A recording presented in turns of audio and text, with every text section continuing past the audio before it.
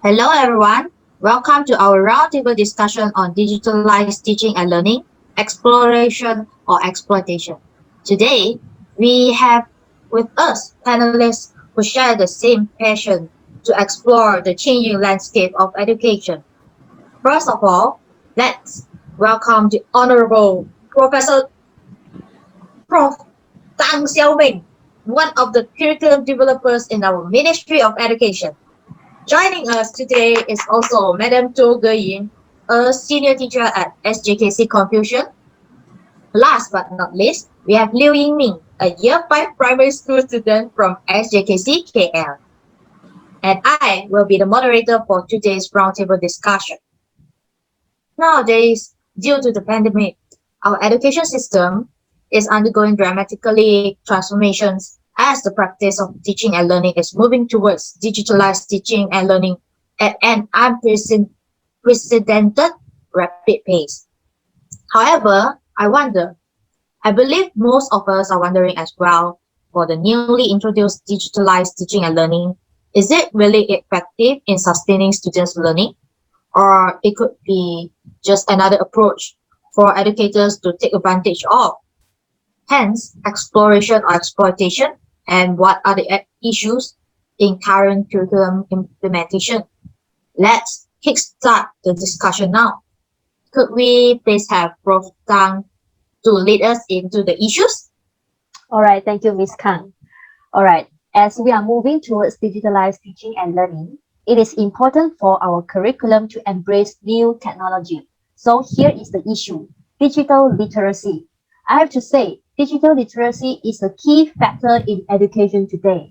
As stated in our Malaysia Education Blueprint, our curriculum is preparing students for their life after education. The aim is not only to convey knowledge, but we also want to equip them with the right tools for their future careers. However, to be digitally literate, one not only needs to be able to search for information from the web, but also has the ability to understand and assemble information from different digital sources. What I want to say is digital literacy involves the mastery of ideas, and it is not just about using the technology itself. Now only I understand what digital literacy really is. However, even though we were exposed to so-called digital literacy that we were even expected to gain and master the digital literacy, I personally think that the exposure is still not enough to prepare us for digital literacy. Howsoever, I think I can understand better about digital literacy now. All right, very good.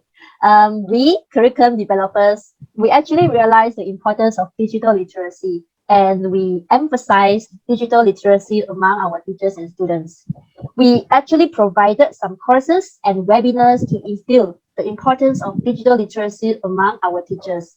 And we hope that our teachers, especially those who are digitally illiterate, will see the importance of digital literacy, and they will start to improve themselves to explore the opportunities of delivering online lessons effectively.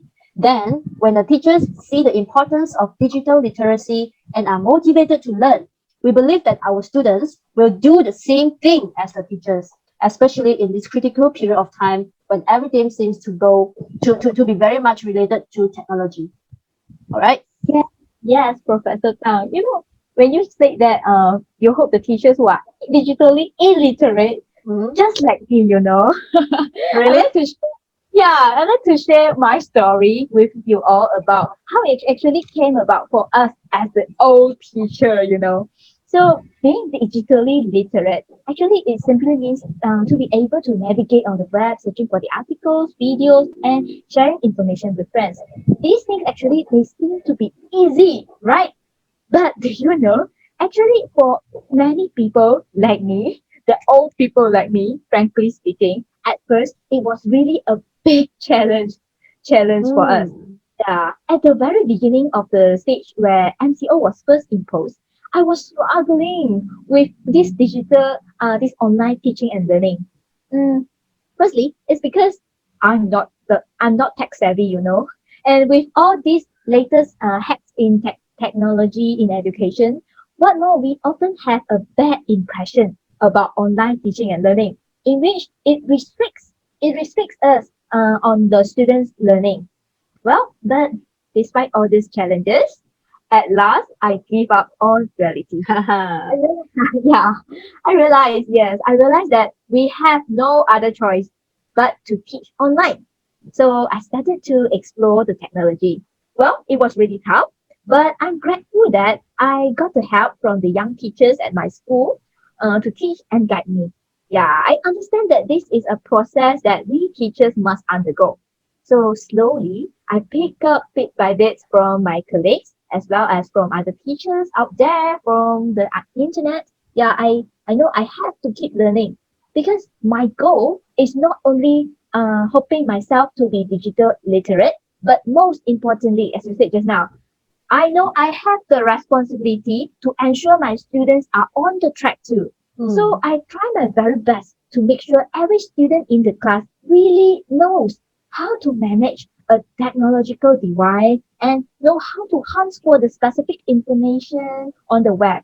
I also provide some opportunities for them to communicate and to collaborate digitally with their friends. Or sometimes just let them explore the online learning platform, which allowed them to be creative in managing and presenting digital information. I believe all these are actually the signs of promoting digital literacy among my students. Yes. Um. All right. So we can have maybe we can hear from Ying Ming. What do you think? What do you think about Okay, digital yeah. literacy? Yeah.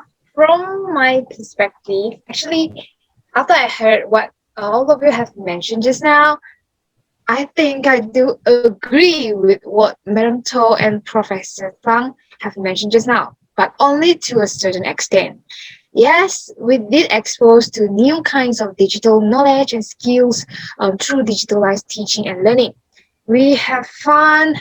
Um, we have fun through online classes because teacher integrate more variety of teaching learning materials for us to view like videos, That's right. animations, PowerPoints, games, and many more. From here, we did gain some insightful information as we easily got engaged with the lesson because we like the activities and the material used by the teachers during the online classes. However, it is also upset to say that when I have mentioned about just now what on when all the things that I have mentioned just now only applies to those who are really expert with ICT and those who have really received enough guidance from teachers.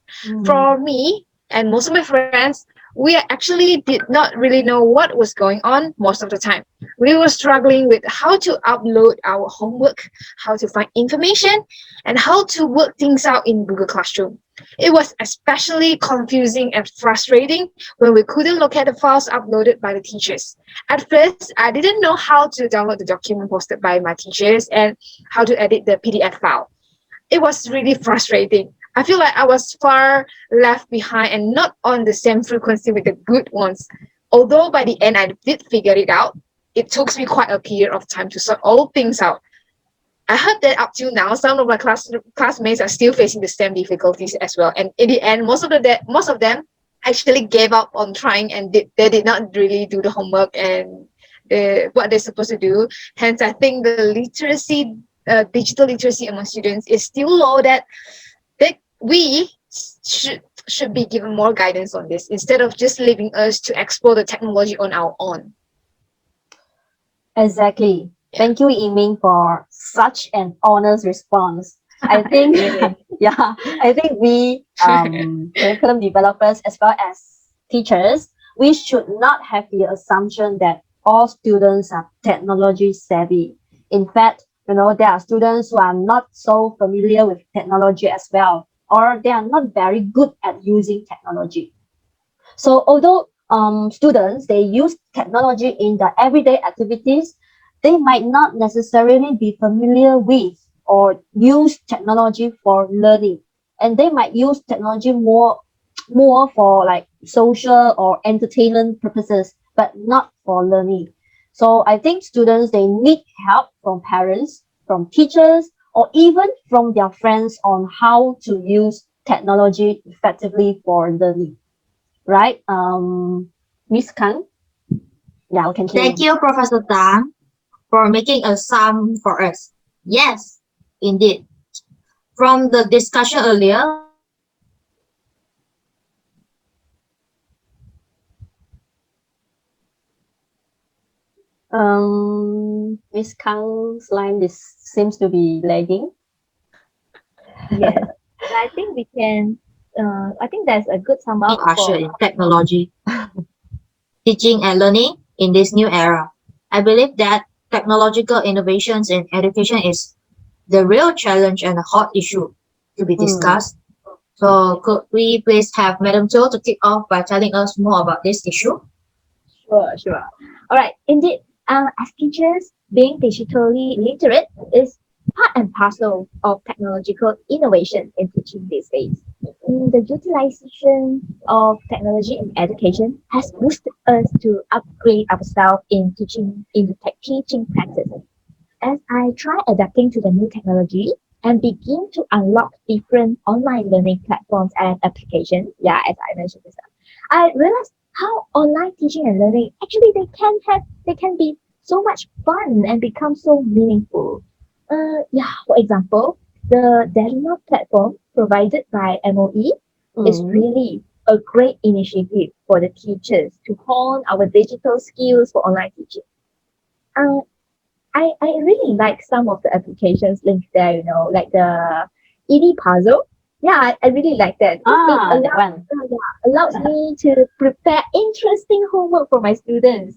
Because we understand, right? The students nowadays they are more audio visual driven. They are audio visual Exactly. true, right? So using apps like this, actually it enables them to watch videos while answering the questions. Plus, they can receive instant feedback from there. So, as I see, this is really just an awesome way for learning in this century. So I found out why don't I give more student agency to them so that they can take on the ownership for their own learning. So that's why quite often I actually assign tasks which require them to explore different technologies, like they have to have discussions with their friends in social networking tools. They would have to use education software like Nearpod to produce some online project like e-scrapbook. Yeah. So I hope with this integration of technological innovation in education, my students can be empowered in their own learning. Would you agree to what I say, Professor Fang? Yes, definitely. It is really good to hear that our teachers are really, really exploring the possibilities of online teaching methods brought by our technology. In fact, this is one of the goals of our realigned curriculum, which is to provide more autonomy to both parties, to teachers and also students. Furthermore, I think education is really a lifelong process. So no matter what age we are at, we still have to learn, right? Yeah. Yes, in digitalized Would teaching and learning, yeah, in digitalized teaching and learning, we as curriculum developers, we view teachers as the facilitators of students' learning. And students, how about students? Students, they are the independent learners who take ownership of their own learning, especially during this critical period of time. Students, like Ying, students are no longer perceived as the passive individuals who merely receive the transfer of knowledge. But who are they? They are the active individuals who take ownership of their own learning.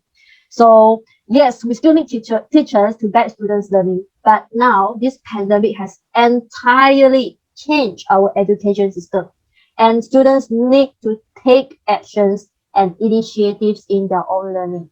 So I think what Madam To has Madam To has shared just now yeah. was really, really what we want to see in our education today. How about you, Imi? I'm quite curious to know what is happening among our students. Can you Yeah. share with us a little bit of your perspective or your experience regarding this matter?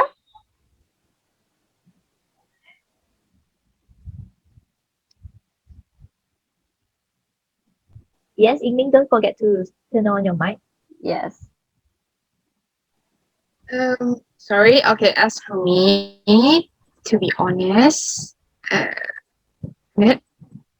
Okay, as for me, sorry, to be honest, As a student who undergoes the process, what we experienced was totally contrast to what all of you have mentioned just now. Instead of teachers being creative and innovative in setting interesting yet meaningful tasks for us to do, most of my teachers seem only overwhelmed in assigning tasks. Additionally, it can be said that most of the tasks that were without enough scaffolding from them. Minimal guidance was given to us in guiding us to complete it. The situation tend to be more daunting to us when most of the time they were just posting the homework and asking us to find the answers and turn in without really imparting input on how to complete the task. Even though the teacher did post some materials for us to refer to, the material seems to be simply taken from the internet. Sometimes it could be confusing for us because especially when the context of the materials is based on the foreign countries. Hence, most of the time we were so lost that we think we couldn't follow the instruction given. Not to mention effective learning through online teaching and learning could really occur. Frankly speaking, I'm a bit doubting whether this digitalized teaching and learning has given teachers a legal excuse to not to teach. As from my perspective, teachers were only posting materials and homework for us to complete, and sometimes the feedback was not even written, which makes us more confusing and wondering whether we have done the correct things or not. All right, Amy. All right, I can see where you're coming from. And yes, you got a point there, you know. After listening to what you have just said, I think, yeah, I have to admit that it is good for us, the teachers, to actually reflect on our practice, on the degree of us giving the students agency in the students' learning. Yeah, I couldn't deny that there are still a lot of considerations that I have missed out. Like every individual student's ability to complete a complicated work on their own, and also the level of stress, right? I believe you guys, yeah, boys and girls might have the struggles to deal with all these technologies. We are not so familiar with you all, but anyway, I still believe that this shouldn't be the excuse for the teachers to give up on empowering our students in their learning. Student agency is still a vital element for the teachers to instill in our practice, especially with the help of technological innovation. So we teacher should also emphasize on providing sufficient and appropriate scaffolding to the student so that they can meet halfway to gain the student agency in their own learning too. Yeah. So I hope you can see our point here also, Amy. Yes, exactly, Ma'am Too. It is true that from what you have mentioned is promote our agency in learning. However, it is also important to note the teacher's responsibility intended to achieve. As all of us are really savvy in exploring online resources on our own. So teachers should really play a role here by not asking the technology innovation to replace the teacher. So I Yes. think the teachers are still irreplaceable, and we still need teachers to guide us in our learning process. True. Yeah. Yes. Very true. Yeah. Independent learning can always be a double-edged sword if it is not properly implemented, right, Madam Tho? You have to admit that, yeah.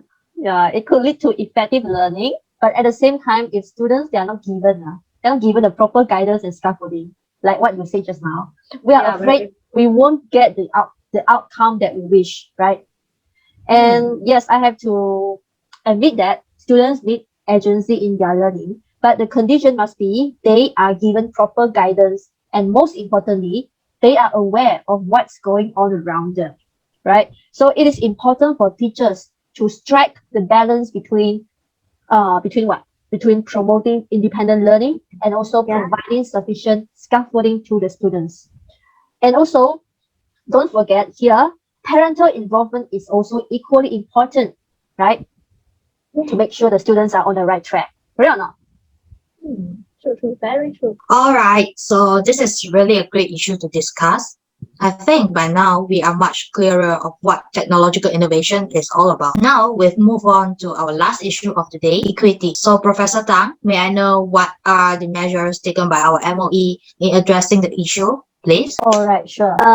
Talking about equity, it is actually one of the aspirations anchored by our Malaysian education blueprint with the goal that no students will be left out in learning. So we actually have the manual PDPR version 2. And in this manual, teachers are recommended to carry out PDPR via online learning, offline learning, and also off-site learning. So teachers, you know it, right, Madam Toh? Yeah, we need to. Teachers can change the mode of teaching and learning according to students' situation and convenience. Like for online learning, it can be carried out when both students and teachers have internet access. For offline learning, it happens when students do not have internet access, but they use gadgets for learning. And students, they download the teaching learning materials when they have internet access. And after they have downloaded the materials, what do? They learn the content on their own. On the other hand, for off-site learning, it happens at community centers where students from COVID-19 areas are seriously affected. So here we have our team, which is academic support team, to give students the guidance in their learning. So schools actually have to adapt to different modes because we know different schools have different challenges and different operations. Yeah. So schools and teachers need to make sure all students can really follow the PDPR based on their needs and preparedness. For example, to ensure equity, teachers need to identify appropriate PDPR methods so that our students, they will be able to master the content of the subjects. And teachers, they should explore different ways in order to engage our students in home-based learning. So this is another side of equity which we should be really looking into. Yeah, as a student, after listening to what Professor Tang have mentioned just now, I personally feel that the approaches mentioned by Professor Tang is somehow bringing Malaysians' education towards equity. Undoubtedly, it was a good step taken as teachers are given more freedom and flexibility in designing and planning lessons that caters to students' needs. However, I'm doubting that are teachers really aware of the importance as well as the implementation of equity? As through how I experienced and feel during this home-based learning period, it is totally opposed to what I have expected of how equity should be like. Instead of teacher taking this advantage to make use of their autonomy in planning the lesson that could probably suit students with mixed abilities, their approaches used were almost the same as usual or even worse than usual. Not to mention the material prepared were all the same for every student regardless of their cognitive level and special needs.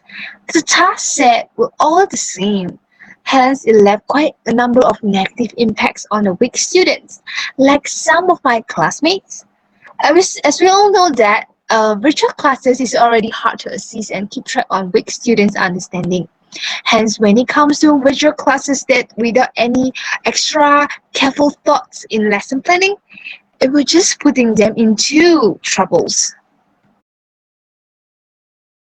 Okay, Ying. Well, to answer your understanding of the autonomy given to the teacher, right?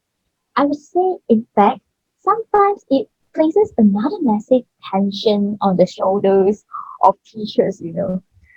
It's really not easy. At first, just see, at first we need to force ourselves to adjust to the technological world of teaching. But when we are immersing ourselves in the digitalized teaching and learning, we then need to remind ourselves that we have to juggle those who couldn't access to the online classes, as well as the students with special needs, and also those who are underperforming. Correct. And educators, I totally understand how important it is to cater to the individual differences in teaching and learning. However, as a human, I would say, this is really challenging us to the maximum level. Yeah. Firstly, because preparing an online lessons is already a big deal for us. We we are just the digital immigrants, you know. We are not the digital native. We are new to the technologies. Do you know it could take up to 2 days for some of us to prepare just for an online lesson? Can you imagine how long it would take if we still need to prepare the differentiated tasks for different students? Yeah, That's a especially bit. those with special needs, right? Yes, true. They need, Never an yeah, we easy. know that they need the differentiated Mm. activities for them. But but you know, beside from being a teachers at school, we are still the mother, the father, the daughter, or Mm. son-in-law of others. Frankly, this is really not so practical if the system requires us to approach each and every student who can't access the virtual classes. Basically, I just feel like although we have the aspiration in our blood to promote the equity in learning for our students, yet due to all these practical constraints like timeliness and overloaded workload, sadly I would say, equity in education just sounds like a big dream, but it is hard to achieve. Mm. Yes, I hope Ying can see my point there. You are right. It's, yeah, because sometimes when you are not in that position, you just couldn't know how Yeah, tough it I could be. see. Seems like our student Ming, she has internet Line connection is problem. unstable. Right. Yes, Okay. So another this is challenge. also yeah, one Yeah, another challenge, right? yeah, very true. Another issue that we Yeah. discuss in another round of discussion. Are you getting better now, Ying? Is your line okay? Yeah, I think so. So yeah. So okay, from what Memto had mentioned just now, so I like to say sorry for not being able to understand from your side. Now Yeah. I really see how equity in education in our education system is really yet to be achieved due to many reasons that still need to be solved and need to be overcome. Yeah, it's really Yes. challenging. Yes. I also have to admit that actually equity is still an issue which is very pertinent in our in our education system now. I have to Yeah, say we are still working hard to achieve this goal and we are still on the way to achieve it. And you yeah, know, when the reality does not meet the expectation, we as curriculum developers, we have to reflect on our practice and the actions taken, right? And it has never been an easy job for all of us, not just teachers, students, but all of us to yeah, ensure the quality of learning in terms of equity. And I feel like it really requires a cooperation from every stakeholders in education, including the government, of course, the curriculum developers, school admins, teachers, parents, community, and most importantly, students themselves.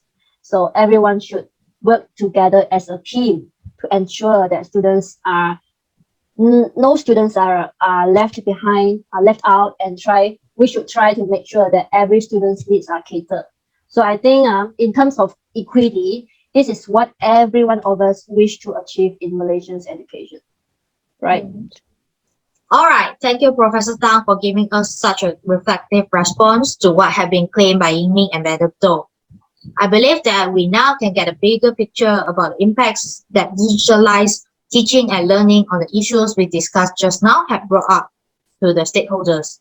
So I'm glad that we finally come to a conclusion to see that no matter if it is the curriculum developer, the teacher, or even the students, it is unquestionably a new step that is worth exploring.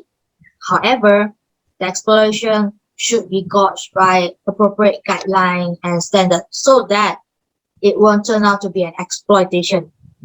Ladies and gentlemen, I guess this is for our roundtable discussion today. Thank you for joining our discussion. We'll see you next time. Thank you and bye. all right. Thank you so much. Thank you. Bye.